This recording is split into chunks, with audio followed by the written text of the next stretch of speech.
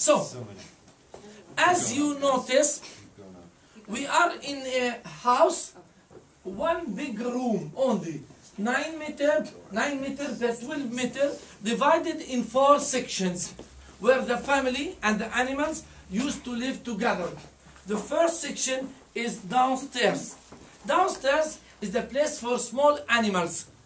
Why? For 2 reasons. The first is for protection. The second is for central heating during winter time. But the problem is what to do with the smell, because animals smell. It seems that they will get accustomed to the smell with the time. It will become a natural perfume. Please come in. Yeah, you can go. 2 of you, because the others should. The second section is here. This is the main room, the reception room, the guest room, and the sleeping room and kitchen at the same time. We call this house House of the Parables because it will help you to understand better most of the parables of the Gospel. For your knowledge, in the Gospel we have 38 parables. And these are 38 short stories that Jesus used to tell from daily life to teach. I will give you some examples.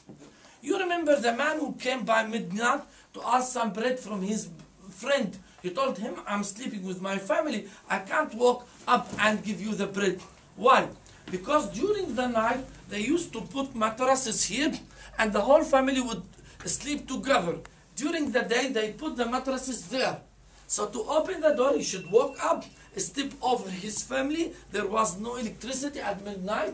But in the Gospel we read, because he was his friend, because he insisted a lot, he walked up and gave him the bread.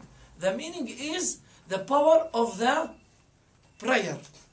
This is not the separation wall you saw in Bethlehem, in Jerusalem. This is the storage of the food of the family for the whole year, divided in sections. Here there is a hole which used to be closed with this stone. So the family would put the grain, lentils, all kind of cereals. The woman will open from here, take the food. With this milk, she will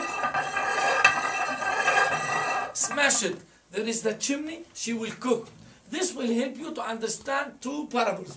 The first, you remember the man whose land gave a lot on that year? He said, what I will do, I will destroy my stores and build bigger and have a rest. But the Lord told him, but stupid, this night your soul will be taken. To whom you are keeping all this richness? The mill. At the end of the time, the Lord said there will be 2 women sitting around a mill. One will be taken, the second will remain.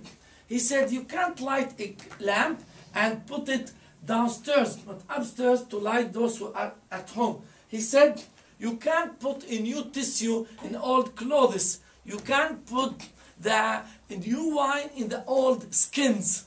Remember, you see in the corner, we have 2 skins. One from glass for the olive oil.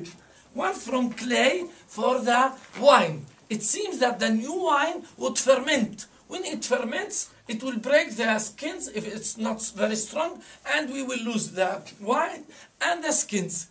The meaning is the new vision of the New Testament. The Lord said, you can't put your hand in the plow and look behind. You have to look straight ahead. This will help you to understand the last judgment. Don't be afraid. So the Lord will send angels and will separate good people from bad people. Good people will go to heaven, bad people to fire. Like the farmer, the day of harvest, he will harvest with this sickle. He will smash it with this machine which turns with an animal. You see how? Like this. See, the horse is turning and he is smashing all the product, and he will separate the straw from the grain with this fork.